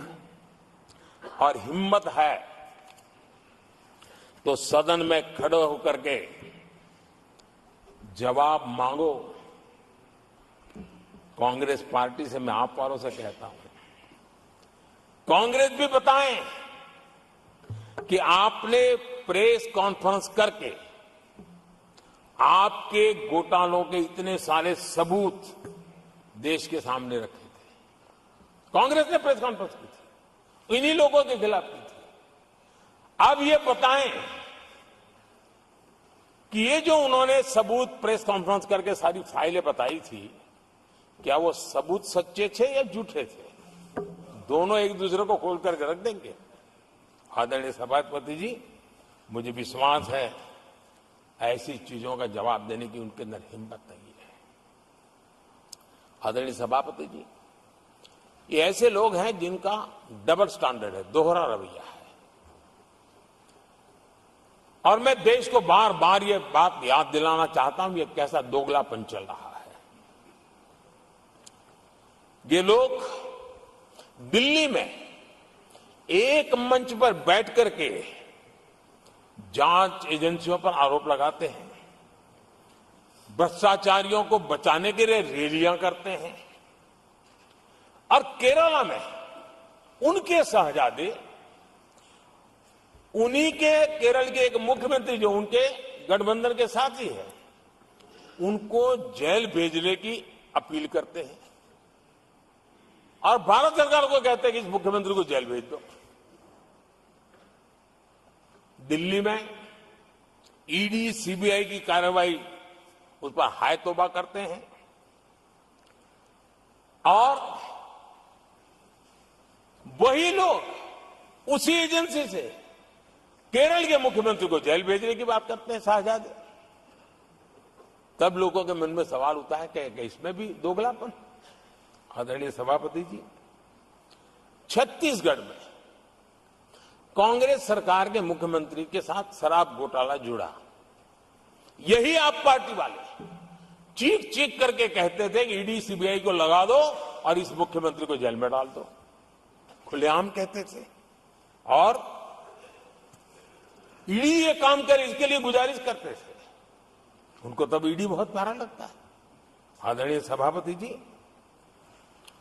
ये आज जो लोग जांच एजेंसियों को बदनाम कर रहे हैं, हल्ला मचा रहे हैं, मैं जरा उनकी याददाश्त पर जोर डालना चाहिए, मैं ऐसा उनका आग्रह करता हूं। जांच एजेंसियों का पहले दुरुपयोग कैसे होता था, कौन करता था, मैं जरा बताना चाहता हूं। मैं कुछ बयान आपके सामने रखता हूं। ये पहला बयान है 2013 का। बयान क्या है? कांग्रेस से लड़ना आसान नहीं है, जेल में डाल देगी, सीबीआई पीछे लगा देगी। कांग्रेस सीबीआई व इनकम टैक्स का भय दिखा करके समर्थन लेती है। ये स्टेटमेंट किसका है? ये बयान है स्वर्गीय मुलायम सिंह जी का। कांग्रेस एजेंसियों का कैसा दुरुपयोग करता है, ये मुलायम सिंह जी ने कहा था। और यहां इस सदन के माननीय सदस्य रामगोपाल जी को मैं जरा पूछना चाहता हूं कि रामगोपाल जी, क्या नेताजी कभी झूठ बोलते थे क्या? नेताजी तो सच बोलते थे। आदरणीय सभापति जी, मैं रामगोपाल जी को ये भी कहा जरा भतीजे को भी बताएं, क्योंकि उनको भी याद दिलाए कि राजनीति में कदम रखते ही भतीजे पर सीबीआई का फंदा लगाने वाले कौन थे, जरा याद दिला दें उनको, पता चलेगा। आदरणीय सभापति जी, मैं एक और बयान पढ़ता हूं। ये भी साल 2013 का है। The Congress had used the CBI to strike political bargains with many parties. राजनीतिक फायदा उठाने के लिए सीबीआई का इस्तेमाल किया, कई उनके जगह किया। कॉमरेड श्रीमान प्रकाश कराज जी ने ये कहा हुआ है, 2013 में कहा। एजेंसियों का कौन दुरुपयोग करता था? एक और महत्वपूर्ण स्टेटमेंट में पढ़ता हूं और मैं याद दिलाना चाहता हूं स्टेटमेंट क्या है कि सीबीआई पिंजरे में बंद तोता है जो मालिक की आवाज में बोलता है। ये किसी राजनीतिक व्यक्ति का बयान नहीं है, ये हमारे देश की सुप्रीम कोर्ट ने यूपीए सरकार के समय कहा हुआ बयान है। एजेंसियों का दुरुपयोग कौन करता था, इसके जीते जागते सबूत आज मौजूद हैं। आदरणीय सभापति जी, भ्रष्टाचार के विरुद्ध लड़ाई ये मेरे लिए चुनाव हार जीत का तराजू नहीं है। मैं चुनाव हार जीत के लिए, भ्रष्टाचार के लिए लड़ाई नहीं लड़ रहा हूं। ये मेरा मिशन है, ये मेरा कन्विक्शन है और मैं मानता हूं कि भ्रष्टाचार एक ऐसी दिमक है जिसने देश को खोखला कर दिया है। इस देश को भ्रष्टाचार से मुक्ति दिलाने के लिए, भ्रष्टाचार के प्रति सामान्य मानवीय के मन में नफरत पैदा करने के लिए मैं जी जान से जुटा हुआ हूं और मैं इस पवित्र कार्य मानता हूं 2014 में जब हमारी सरकार बनी तो हमने दो बड़ी बातें कही थी। एक, हमने कहा था मेरी सरकार गरीबों को समर्पित है, और दूसरा, भ्रष्टाचार पर, काले धन पर कड़ा प्रहार मेरी सरकार करेगी। ये मैंने 2014 में सार्वजनिक रूप से कहा था। इसी ध्येय को लेकर के एक तरफ गरीबों के कल्याण के लिए विश्व की सबसे बड़ी कल्याण योजना हम चला रहे हैं, गरीब कल्याण योजना चला रहे हैं। दूसरी तरफ भ्रष्टाचार के विरुद्ध नए कानून, नई व्यवस्थाएं, नए तंत्र हम विकसित कर रहे हैं। हमने भ्रष्टाचार निवारण अधिनियम 1988 उसमें संशोधन किया। हमने काले धन के खिलाफ एक नया कानून बनाया। बेनामी संपत्ति को लेकर हम नया कानून लेकर के आए। इन कानूनों से भ्रष्ट अधिकारियों पर भी कार्रवाई हो गई, लेकिन लीकेज हटाने के लिए हमने सकारात्मक रूप से गवर्नमेंट में भी बदलाव लाया। हमने डायरेक्ट बेनिफिट ट्रांसफर पर बल दिया। हमने डिजिटल टेक्नोलॉजी का भरपूर उपयोग किया है, और तभी आज हर लाभार्थी तक उसके हक का फायदा तुरंत सीधा पहुंच रहा है। एक नए पैसे का लीकेज नहीं होता है। ये हमारी भ्रष्टाचार के खिलाफ लड़ाई का पहलू है। और जब सामान्य नागरिक को ये व्यवस्थाएं मिलती है तब उसका लोकतंत्र पे भरोसा बढ़ता है, उसको सरकार में अपनापन महसूस होता है, और जब अपनापन महसूस होता है ना, तब तीसरी बार बैठने का मौका मिलता है। आदरणीय सभापति जी,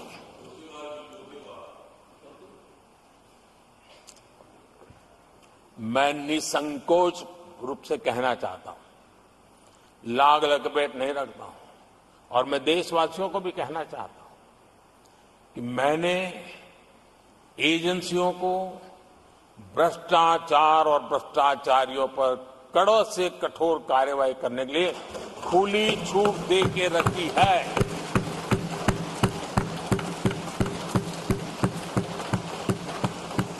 सरकार कहीं पर भी टांग नहीं अड़ाएगी।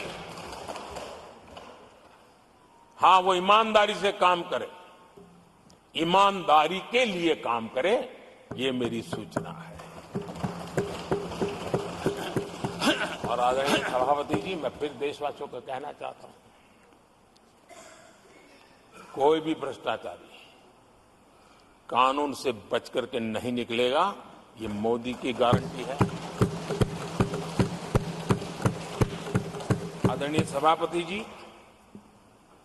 राष्ट्रपति जी ने अपने संबोधन में पेपर लीक को एक बड़ी समस्या बताया है।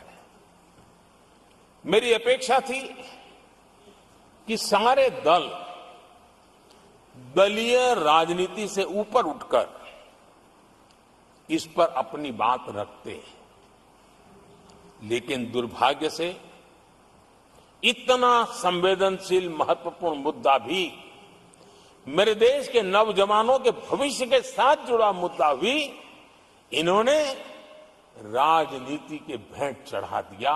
इससे बड़ा दुर्भाग्य क्या हो सकता है। मैं देश के नौजवानों को आश्वस्त करता हूं कि आपको धोखा देने वालों को ये सरकार छोड़ने वाली नहीं है।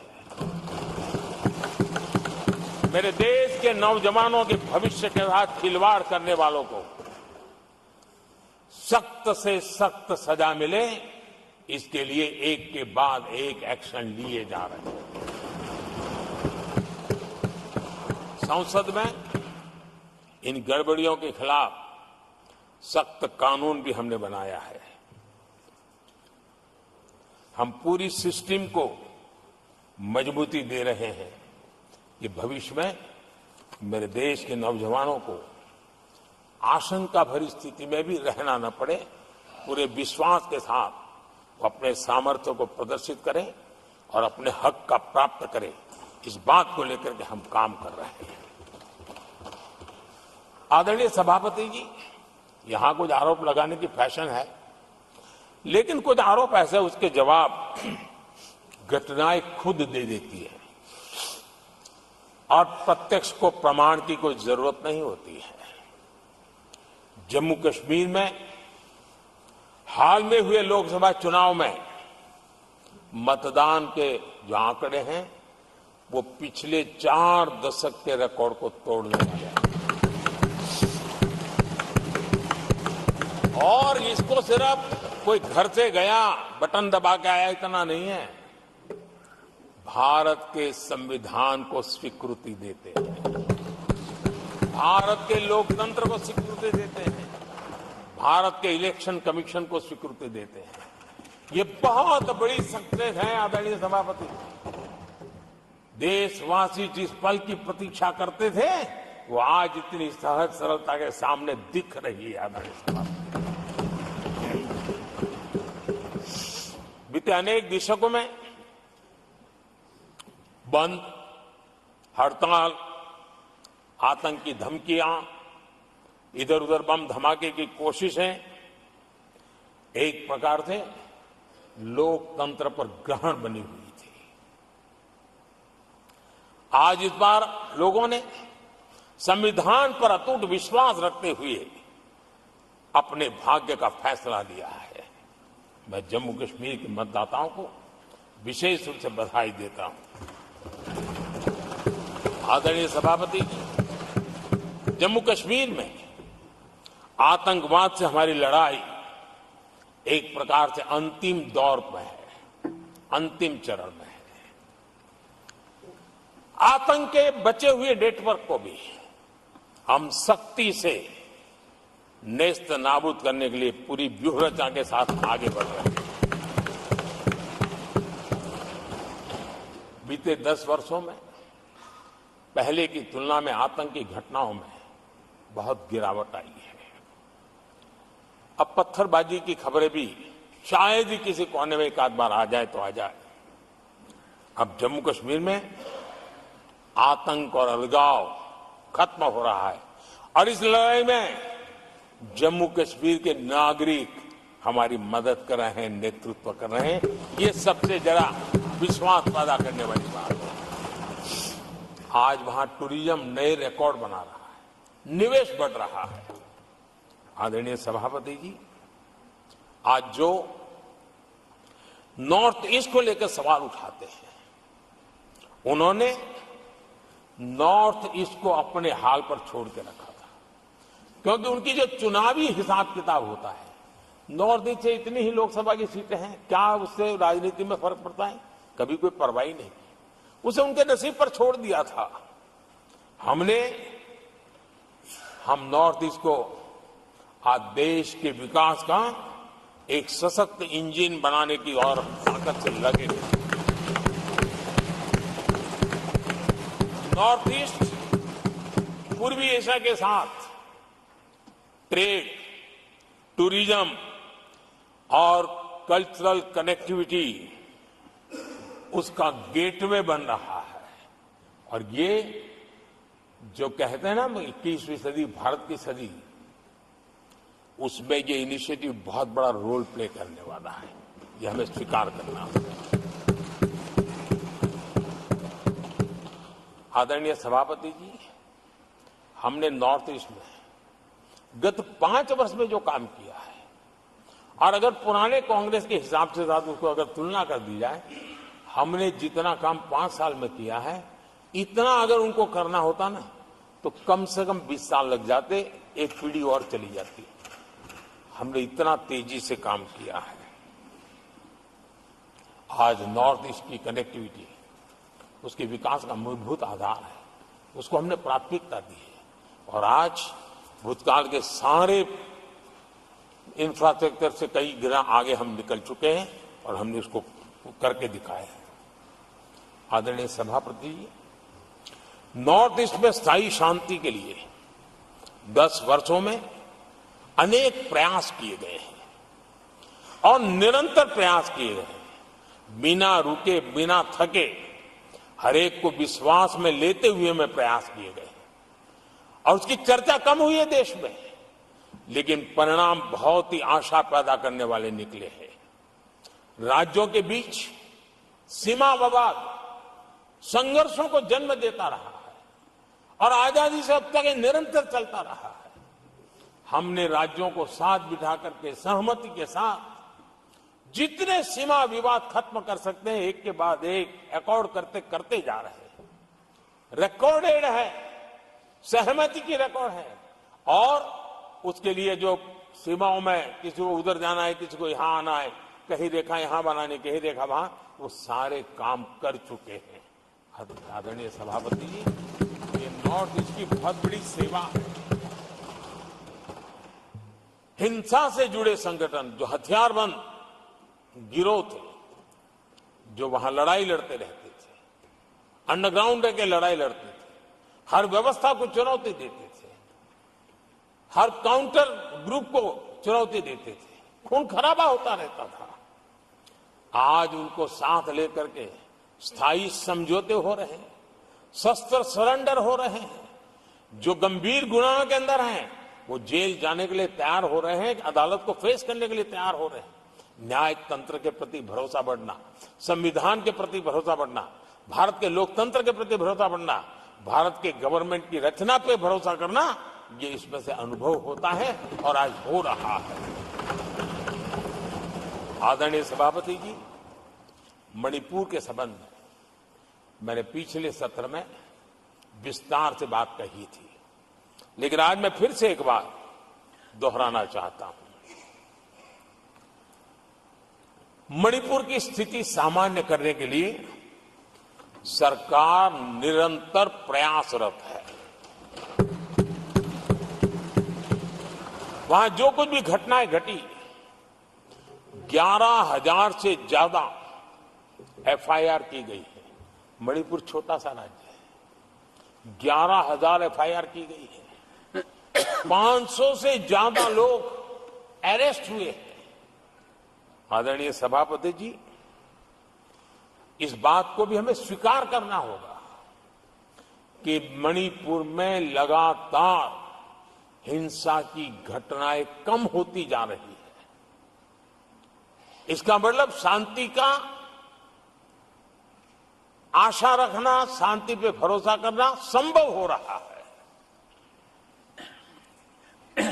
आज मणिपुर के अधिकांश हिस्सों में आम दिनों की तरह स्कूल चल रहे हैं, कॉलेज चल रहे हैं, दफ्तर और दूसरे संस्थान खुले हैं।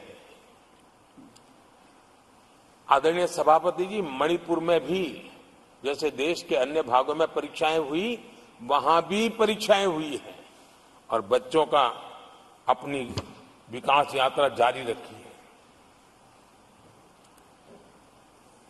आदरणीय सभापति, केंद्र और राज्य सरकार सभी से बातचीत करके शांति के लिए, सौहार्द रास्ता खोलने के लिए लगातार प्रयास कर रही है।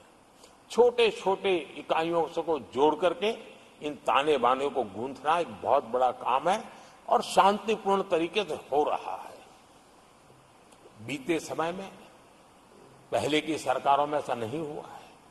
गृह मंत्री स्वयं कई दिनों तक वहां रहे हैं, गृह राज्य मंत्री हफ्तों तक वहां रहे और बार बार वहां जाकर के संबंधित लोगों को जोड़ने का प्रयास करते रहे हैं। आदरणीय सभापति जी, पॉलिटिकल लीडरशिप तो है ही, लेकिन सरकार के सभी वरिष्ठ अधिकारी जिसका जिसका इन काम से संबंध है, वे लगातार वहां फिजिकल जाते हैं, लगातार वहां संपर्क में रहते हैं और समस्या के समाधान के लिए हर प्रकार से प्रयासों को बल दिया जा रहा है। आदरणीय सभापति जी, इस समय मणिपुर में बाढ़ का भी संकट चल रहा है और केंद्र सरकार राज्य सरकार के साथ मिलकर के पूरा सहयोग कर रही है। आज ही एनडीआरएफ की 2 टीमें वहां पहुंची है, यानी कि प्राकृतिक मुसीबत में भी केंद्र और राज्य मिलकर के मणिपुर की चिंता कर रहे हैं।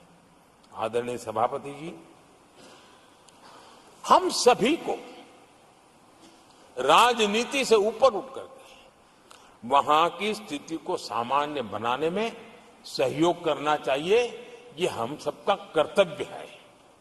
आदरणीय सभापति जी, जो भी तत्व मणिपुर की आग में घी डालने की कोशिश कर रहे हैं, मैं उनसे आगाह करता हूं कि ये हरकतें बंद करें। एक समय आएगा मणिपुर ही उनको रिजेक्ट करने वाला है, ऐसे लोगों को। आदरणीय सभापति जी, जो लोग मणिपुर के इतिहास को जानते हैं, मणिपुर की घटनाक्रम को जानते हैं, उनको पता है कि वहां का सामाजिक संघर्ष का एक लंबा इतिहास रहा है। उस संघर्ष की मानसिकता की जड़ें बहुत गहरी हैं, इसको कोई नकार नहीं सकता है।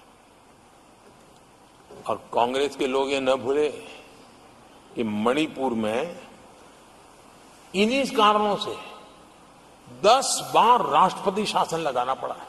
इतने छोटे से राज्य में 10 बार प्रेसिडेंशियल रूल लगाना पड़ा है, राष्ट्रपति शासन लगाना पड़ा है। कुछ तो मुसीबतें होगी, और ये हमारे कार्यकाल में नहीं हुआ है। लेकिन फिर भी राजनीतिक फायदा उठाने के लिए वहां पर जिस प्रकार की हरकतें हो रही है, और राष्ट्रपति जी, आदरणीय सभापति जी, मैं इस सदन में देशवासियों को मैं बताना चाहता हूं, 1993 में मणिपुर में ऐसे ही घटनाओं का क्रम चला था, और इतना तीव्र चला था, इतना व्यापक चला था, वो 5 साल लगातार चला था। तो ये सारा इतिहास समझ करके हमें बहुत समझदारी के पूर्वक स्थितियों को ठीक करने के लिए प्रयास करना है। जो भी इसमें सहयोग देना चाहते हैं, हर एक का सहयोग भी हम लेना चाहते हैं, लेकिन हम सामान्य स्थिति को बरकरार रखने में, शांति लाने में भरपूर प्रयास कर रहे हैं। आदरणीय सभापति जी, ये मेरा सौभाग्य रहा है कि मैं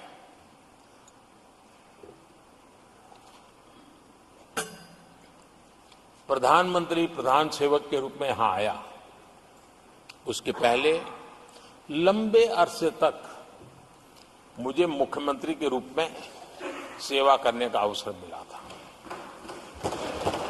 और इसके कारण मैं अनुभव से सीखा हूं कि फेडरलिज्म का महात्म्य क्या होता है, और उसी में से कोऑपरेटिव फेडरलिज्म और उसी में से कॉम्पिटिटिव कोऑपरेटिव फेडरलिज्म, इन विचारों को मैं बल देता आया हूं। और इसीलिए जब G20 समिट हुई तो हम दिल्ली में कर सकते थे, हम दिल्ली में बहुत बड़ा तामझाम के साथ मोदी की वाहवाही कर सकते थे, लेकिन हमने ऐसा नहीं किया। हमने हर देश के हर राज्य के अंदर अलग अलग कोने में G20 की महत्वपूर्ण कार्यक्रम किए। उस राज्य को ज्यादा से ज्यादा वैश्विक प्रतिष्ठा मिले, इसके लिए प्रयास किया गया। उस राज्य का ब्रांडिंग हो, विश्व उस राज्य को जाने पहचाने, उसके सामर्थ्य को जाने, और उसकी विकास यात्रा के लिए खुद भी अपना नसीब आजमाए। इस दिशा में हमने काम किया है, क्योंकि हम जानते हैं कि फेडरलिज्म के और रूप होते हैं। आदरणीय सभापति जी, जब कोविड के खिलाफ हम लड़ाई लड़ते थे, जितनी बार मुख्यमंत्रियों के साथ संवाद हुआ है, शायद हिंदुस्तान की आजादी के इतिहास में इतने कम समय में इतनी बार नहीं हुआ है, हमने किया।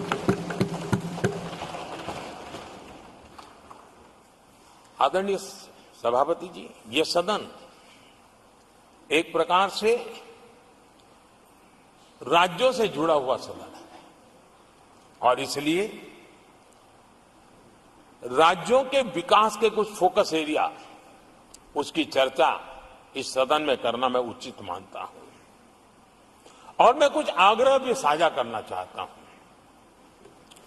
आज हम एक ऐसी स्थिति में हैं जहां हम अगली क्रांति का नेतृत्व कर रहे हैं। इसलिए सेमीकंडक्टर्स और इलेक्ट्रॉनिक मैन्युफैक्चरिंग जैसे सेक्टर्स में हर राज्यों ने बड़ी प्राथमिकता से साथ अपनी नीतियां बनानी चाहिए, योजनाओं लेकर के आगे आना चाहिए। और मैं चाहता हूं कि राज्यों के बीच विकास की स्पर्धा हो, निवेश आकर्षण करने वाली नीतियों में स्पर्धा हो, और वो भी गुड गवर्नेंस के माध्यम से हो, स्पष्ट नीतियों के माध्यम से हो। मैं पक्का मानता हूं कि आज जब विश्व भारत के दरवाजे पर दस्तक दे रहा है, तब हर राज्य के लिए अवसर है। और जब ये राज्यों से जुड़ा हुआ सदन है, तो मैं आग्रह करूंगा राज्यों से कि आप आगे आइए और विकास की यात्रा में आप भी इसका फायदा उठाइए। रोजगार सृजन में इस राज्यों के बीच स्पर्धा क्यों न होनी चाहिए। फलाने राज्य की उस नीति के कारण उस राज्य में नौजवानों को इतना रोजगार मिला, तो दूसरा राज्य कहा है तुम्हारी नीति में मैंने +1 कर दिया तो मुझे ये फायदा मिला। रोजगार के लिए राज्यों के बीच में स्पर्धा क्यों नहीं होनी चाहिए। मैं समझता हूं कि ये देश के नौजवानों के भाग्यों को बदलने में बहुत काम आएगा। आज नॉर्थ ईस्ट में, असम में सेमीकंडक्टर पर तेज गति से काम चल रहा है,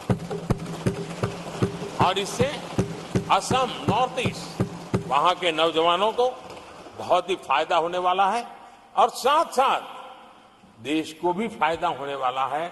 और नॉर्थ ईस्ट की धरती, क्योंकि एक राज्य सरकार जब एग्रेसिवली नीतियों को लेकर के आती है, तो उसका आदरणीय सभापति जी, यूएन ने 2023 को ईयर ऑफ मिलेट्स के रूप में घोषित किया था। ये भारत की अपनी खुद की ताकत है। मिलेट्स हमारे छोटे किसानों की ताकत है। और जहां कम पानी है, जहां सिंचाई की सुविधाएं नहीं, वहां पर मिलेट्स, जो कि एक सुपर फूड है, मैं मानता हूं कि राज्य इसके लिए आगे आए, अपने अपने राज्य के इस सुपर फूड को, मिलेट्स को लेकर के वैश्विक बाजार में जाने की योजना बनाए। उसके कारण दुनिया के हर टेबल पर हिंदुस्तान का मिलेट होगा, डाइनिंग टेबल पर, और हिंदुस्तान के किसान के घर में दुनिया से कमाने का अवसर पैदा हो जाएगा। भारत के किसान के लिए समृद्धि के नए द्वार खुल सकते हैं। मैं राज्यों से आग्रह करूंगा कि आप आइए।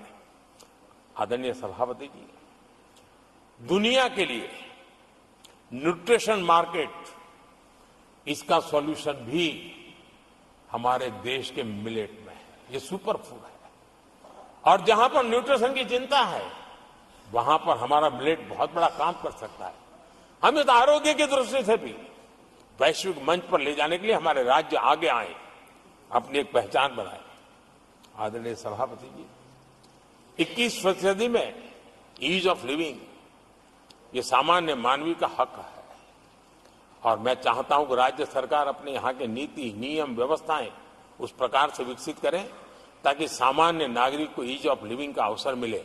और इस सदन से राज्यों को अगर वो संदेश जाता है तो देश के लिए उपयोगी होगा। आदरणीय सभापति जी, भ्रष्टाचार के खिलाफ जो हमारी लड़ाई है, उसको हमें कई स्तरों पर नीचे ले जाना पड़ेगा। और इसलिए चाहे पंचायत हो, नगरपालिका हो, महानगरपालिका हो, तहसील पंचायतें हो, जिला परिषद हो, ये सारी इकाइयों में एक ही मिशन के साथ भ्रष्टाचार से मुक्ति का राज्य अगर बीड़ा उठाएंगे तो हम बहुत तेजी से देश के सामान्य मानवी को जो भ्रष्टाचार से जूझना पड़ता है, उससे मुक्ति दिला सकते हैं। आदरणीय सभापति जी, समय की मांग है कि हमारे यहां एफिशिएंसी अब होती है चलती है का जमाना चला गया है। 21वीं सदी में भारत को, अगर भारत की सदी के रूप में अपने आप को प्रस्तावित करना है, तो हमारे गवर्नेंस के मॉडल में, हमारे डिलीवरी के मॉडल में, हमारे निर्णय प्रक्रिया के मॉडल में एफिशिएंसी बहुत अनिवार्य है। मैं आशा करता हूं कि सर्विस की स्पीड बढ़ाने में, निर्णयों की स्पीड बढ़ाने में एफिशिएंसी की दिशा में काम होगा। और जब इस प्रकार से काम होते हैं तो ट्रांसपेरेंसी भी आती है, इफ्स एंड बर्ड्स भी नहीं रहते हैं, और सामान्य मानवीय के हकों की रक्षा भी होती है, और ईज ऑफ लिविंग, इसका एहसास हर नागरिक कर सकता है। आदरणीय सभापति जी, मेरा एक कन्विक्शन है और मैं मानता हूं कि आज समय की मांग है कि हमारे देश के नागरिकों के जीवन से सरकार की दखल जितनी कम हो उस दिशा में हमने प्रयास करना चाहिए। रोजमर्रा की जिंदगी में सरकार सरकार सरकार, अब हम उस दिशा में जा रहे हैं। तब हां, जिनको सरकार की जरूरत है, जिनके जीवन में सरकार की उपयोगिता आवश्यकता है, उनके जीवन में सरकार का अभाव नहीं होना चाहिए। लेकिन जो अपने बलबूते पर जीवन को आगे बढ़ाना चाहते हैं, सरकार का प्रभाव उनके रोकने का प्रयास न करें, और इसलिए सरकार की दखल जितनी कम हो वैसी समाज और सरकार की व्यवस्थाओं को विकसित करने के लिए मैं राज्यों से आग्रह करता हूं कि आप आगे आइए। आदरणीय सभापति जी, क्लाइमेट चेंज के कारण प्राकृतिक आपदाओं की स्थिति बढ़ती जा रही है, और वो किसी को एक कोने में करने वाला काम नहीं होता है। हमने सामूहिक रूप से मिलकर के काम करना होगा। राज्यों ने अपने सामर्थ्य बढ़ाना होगा ताकि प्राकृतिक आपदाओं को हम पूरा, पीने के पानी की व्यवस्था वो भी उतना ही महत्व देना होगा। सामान्य मानवीय को आरोग्य की सेवा वो भी उतना ही महत्व देना होगा। और मैं मानता हूं कि हमारे राज्यों में राजनीतिक इच्छा शक्ति के साथ इन मूलभूत कामों की दिशा में हमारे राज्य जरूर जुड़ेंगे। आदरणीय सभापति जी, ये दशक और ये सदी भारत की सदी है, लेकिन भूतकाल हमें कहता है कि अवसर तो पहले भी आए थे, लेकिन हम अपने ही कारणों से अपने अवसरों को खो चुके थे। अब हमें अवसर खोने की गलती नहीं करनी है।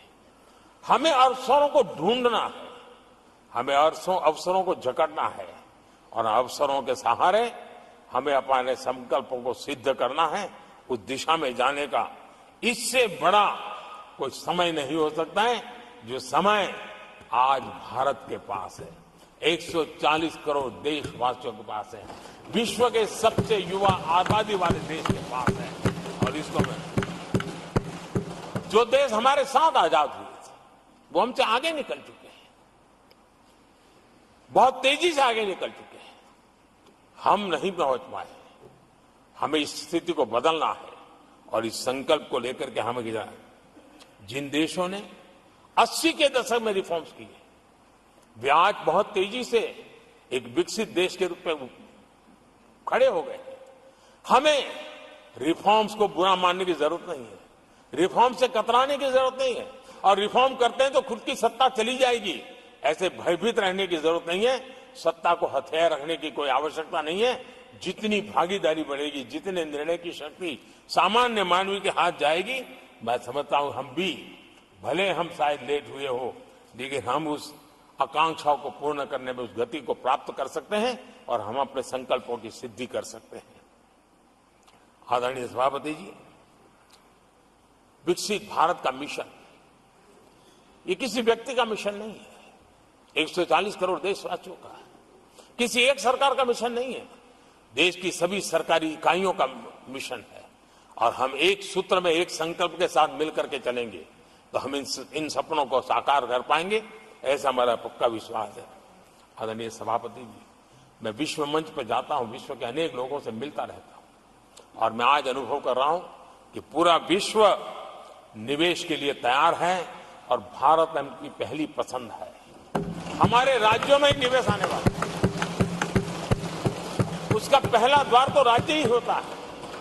अगर राज्य जितना ज्यादा इस अवसर को जुटाएंगे, मैं इसको मानता हूं उस राज्य का भी विकास होगा। आदरणीय सभापति जी, जिन जिन बातों को हमारे माननीय सदस्यों ने उठाया था, उन सबको संकलित रूप में जानकारी देने का मैंने प्रयास किया है। और आदरणीय राष्ट्रपति महोदय ने जो अभिभाषण दिया, जो हमारे लिए दिशा निर्देश दिए हैं और देश के सामान्य मानवी के अंदर जो उन्होंने विश्वास पैदा किया है, इसके लिए मेरी तरफ से भी और इस सदन की तरफ से भी मैं राष्ट्रपति जी का हृदय से बहुत बहुत आभार व्यक्त करते हुए मेरी वाणी को विराम देता हूं। बहुत बहुत धन्यवाद।